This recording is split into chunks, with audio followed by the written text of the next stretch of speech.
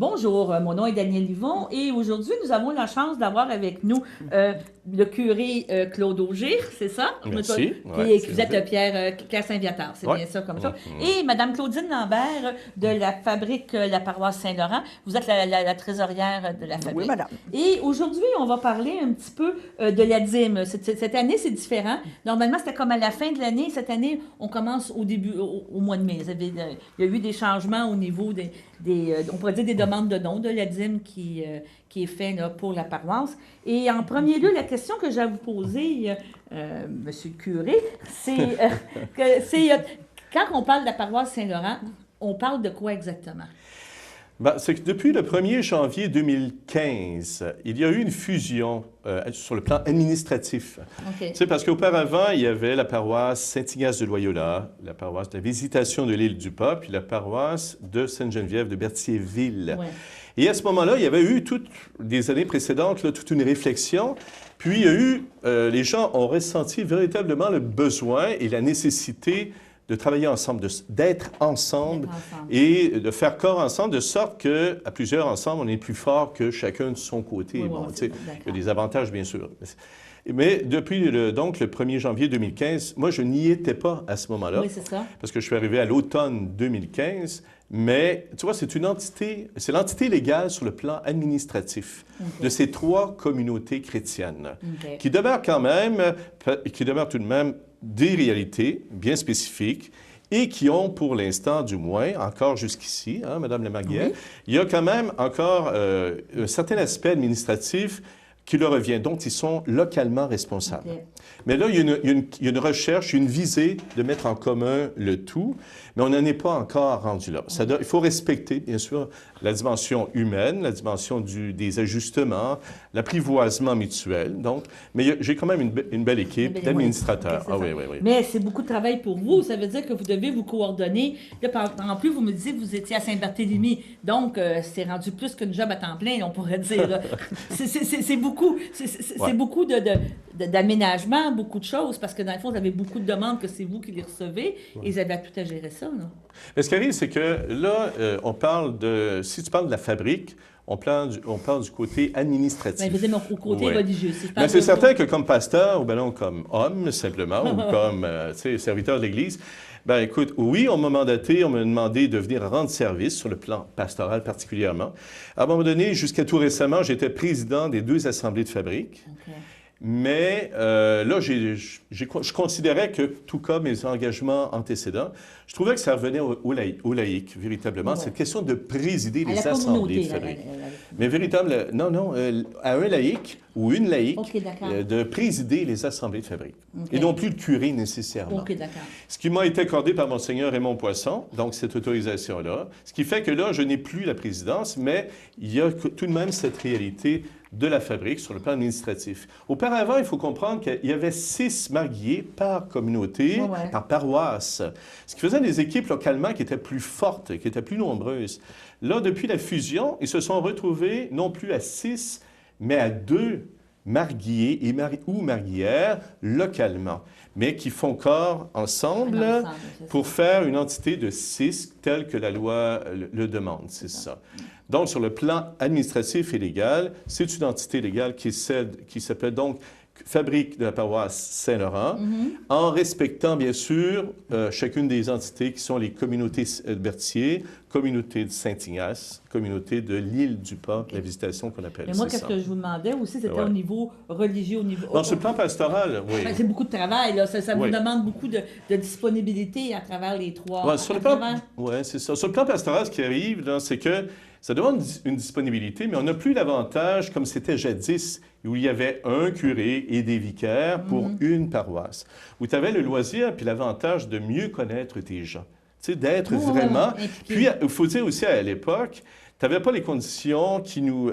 où est-ce que, comme aujourd'hui, on a un certain blocage sur le plan, à partir des décisions qui avaient été prises sur le plan politique, mais sociétal, là, telles que la question scolaire, tu sais, où est-ce qu'on avait accès jadis à cela, mais où est-ce qu'on n'a plus accès? On ne peut plus se présenter et faire directement affaire, c'est ça.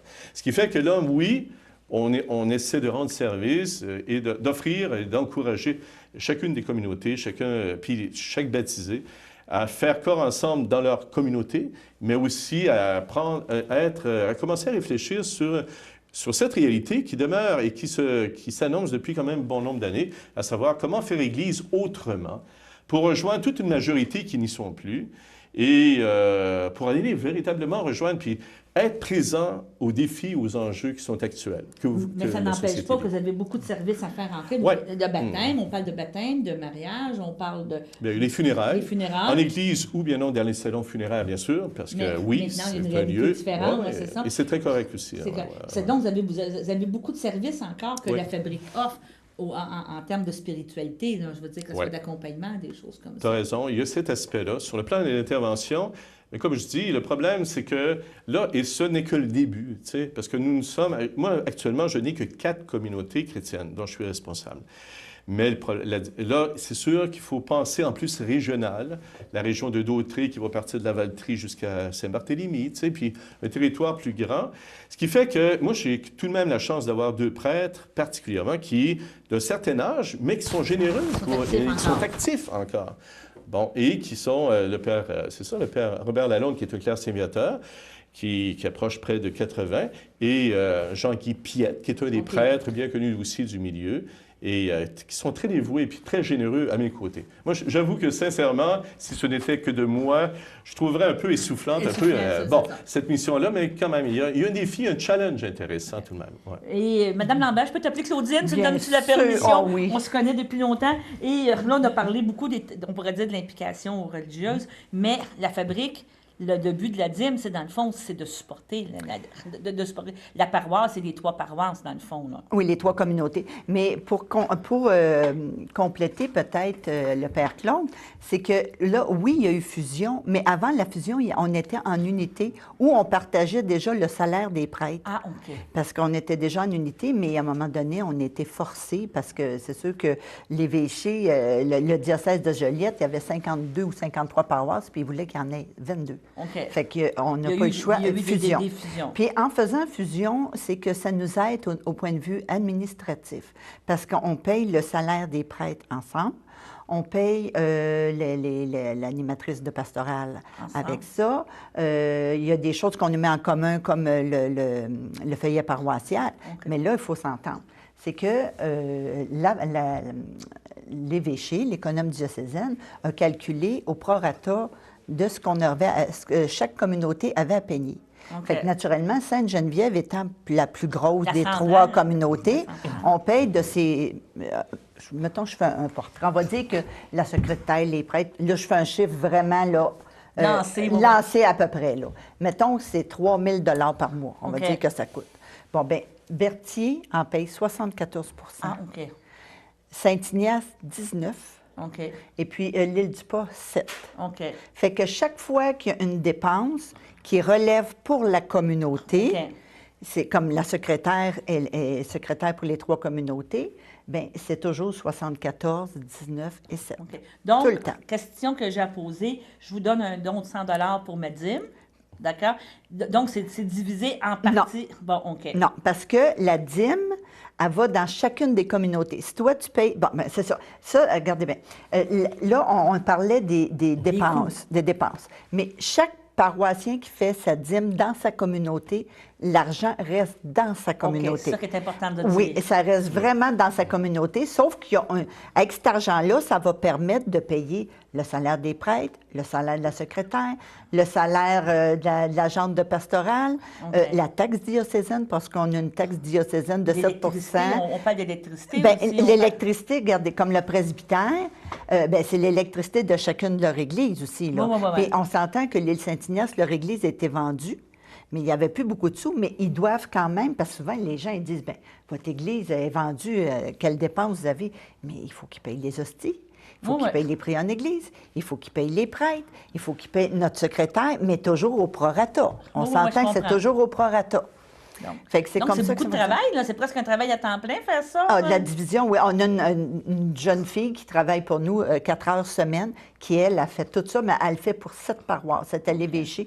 Puis elle fait quand c'est des dépenses qui viennent pour Saint-Laurent. C'est comme la secrétaire, le siège social est dans le presbytère Sainte-Geneviève. OK. Donc, il y a la moitié du presbytère.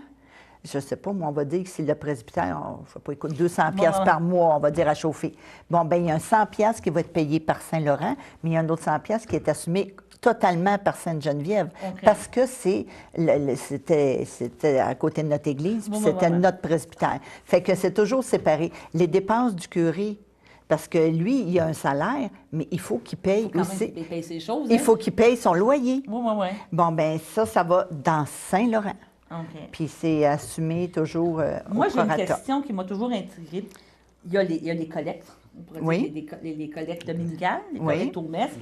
Après ça, il y a les collectes, on pourrait dire aux funérailles, il y a un certain montant qui est là. Et il y a la dîme. Ce sont les seules sources de revenus. Les prions, la publicité, là.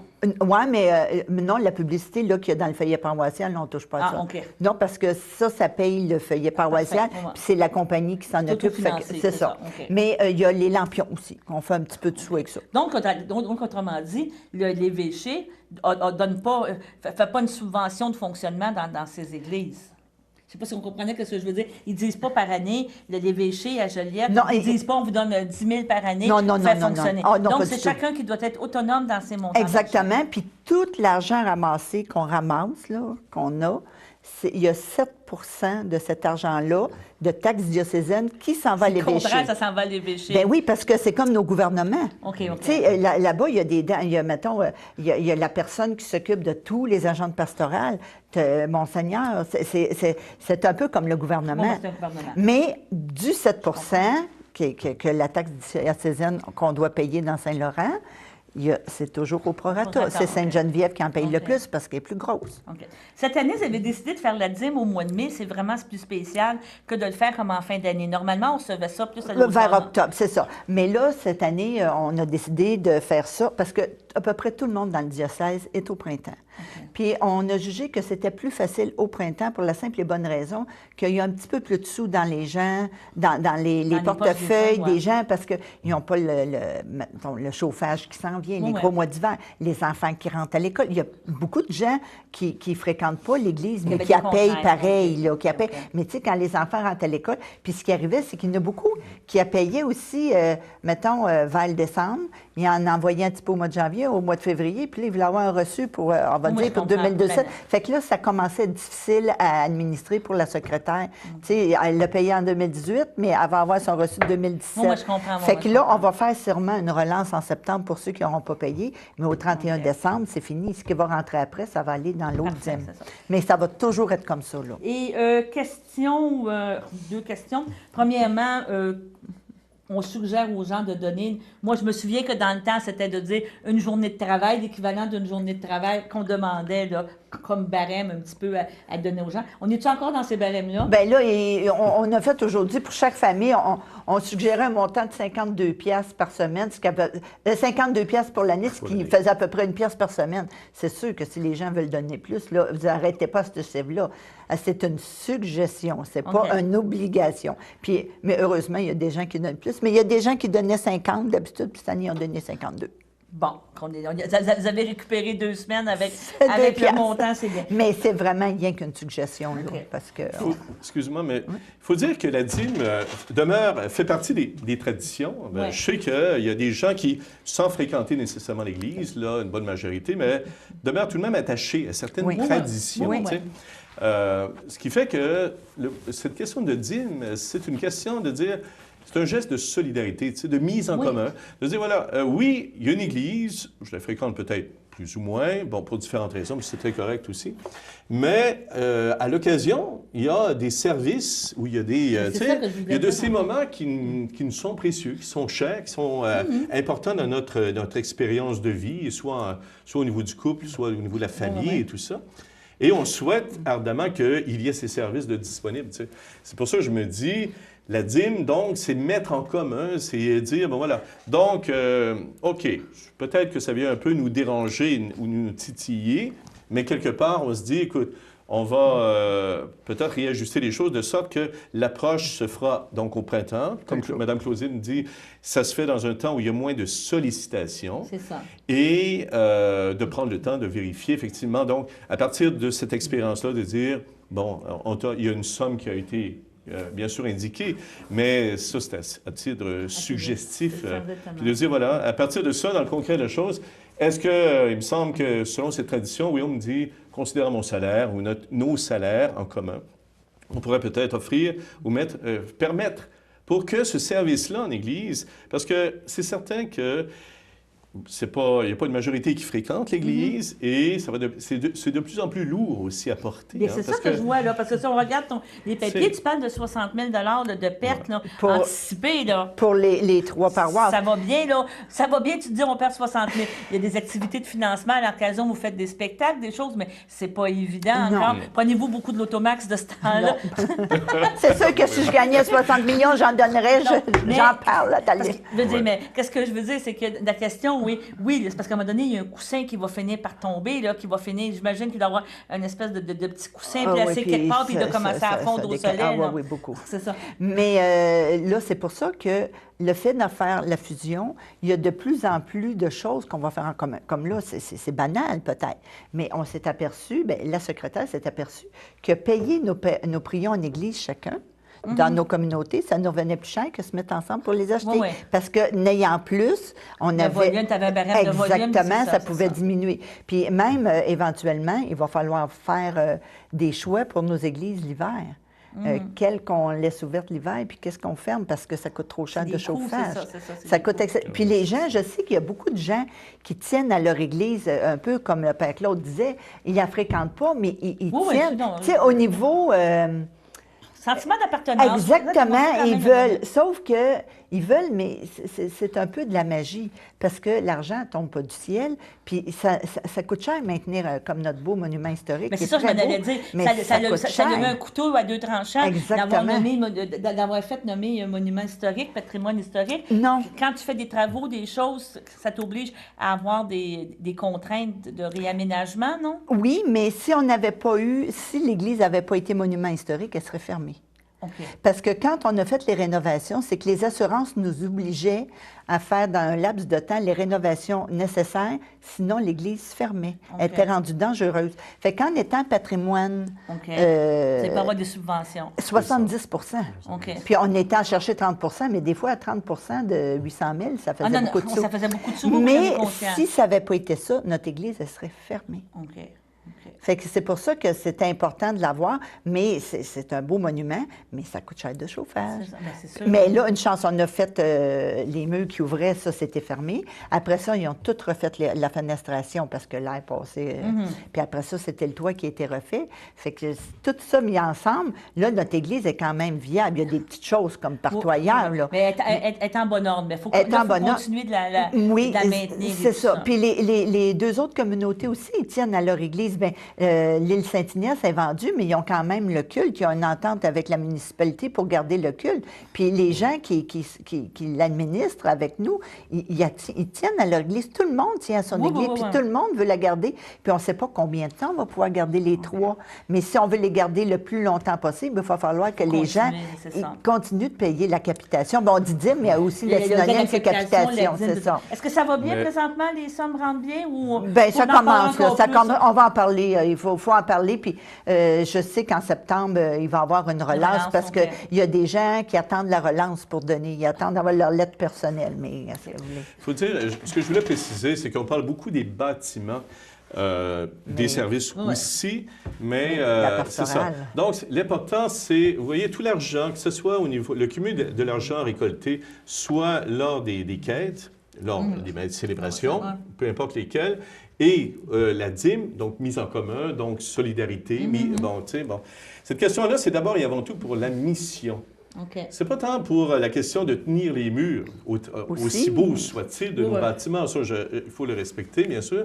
Mais d'autre part, ce qui est important, c'est de comprendre qu'on a une mission à réaliser.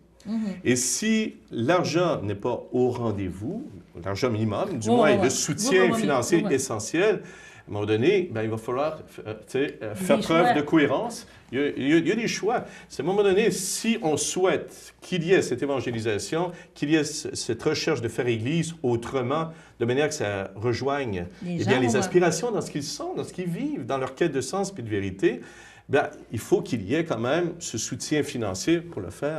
Parce que oui, les bâtiments sont importants, je le respecte, mais ce n'est pas en premier, ce n'est pas d'abord et avant tout cela. Mais c'est important, bien sûr, de dire, voilà, oui, on va en prendre soin, mais d'autre part, ce qui est important, c'est la mission. Comment on va faire pour s'assurer de poursuivre l'évangélisation et le tournant missionnaire, parce que c'est cela qui est important, parce que le visage de l'Église, on en vient à faire Église autrement. Il va falloir lâcher prise parfois par rapport à des manières de voir. On ne peut pas maintenir. On n'est plus dans une église, dans un contexte de chrétienté. On le sait, c'est terminé cela. Mais ça ne n'empêche pas pour autant de manifester bien une solidarité, puis un goût, une passion de vouloir trouver ensemble comment être témoin du Christ aujourd'hui. Puis anciennement, comme disait le Père Claude au préalable, on pouvait aller dans les églises pour rencontrer les enfants, pour faire des choses avec, mais plus maintenant... Dans les écoles, tu veux dire? Oui, excusez, dans les écoles. Oui, on pouvait les rejoindre là. Maintenant, c'est beaucoup plus difficile. Puis que les agentes pastorales, ça ne court pas les rues. On a eu de la misère à en trouver une. Puis celle qu'on a est excellente, mais il faut la payer. Puis là, bien, il y a Saint-Barthélemy qui nous aide parce qu'on fait des choses aussi avec la communauté de Saint-Barthélemy, mais qui n'est pas fusionnée avec nous. C'est une autre chose. Puis elle paie la partie du Père Claude quand il va faire la célébration, c'est ça. Mais je pense que pour la pastorale, pour les sacrements, on essaie d'être ensemble pour payer l'animatrice puis faire des choses avec les enfants ensemble.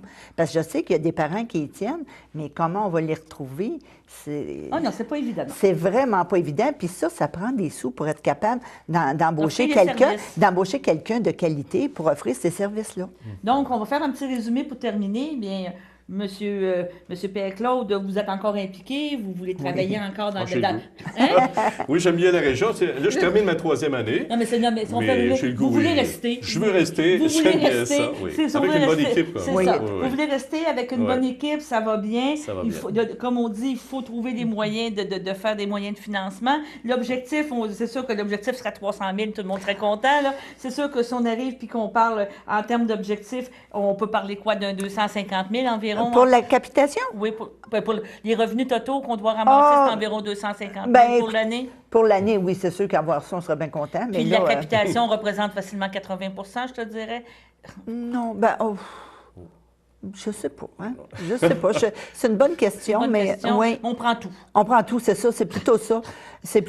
C'est qu'on prend tout. Puis même, il y a des gens, des fois, ils vont donner la capitation, mais je sais pas, on a une réparation puis qui va coûter un peu cher. Mais des fois, il y a des généreux donateurs qui vont... aident, c'est ça. Oui, ces donations-là sont vraiment importantes. Oui, importantes. Puis même, s'il y en a des fois aussi, des legs testamentaux, on n'a pas souvent.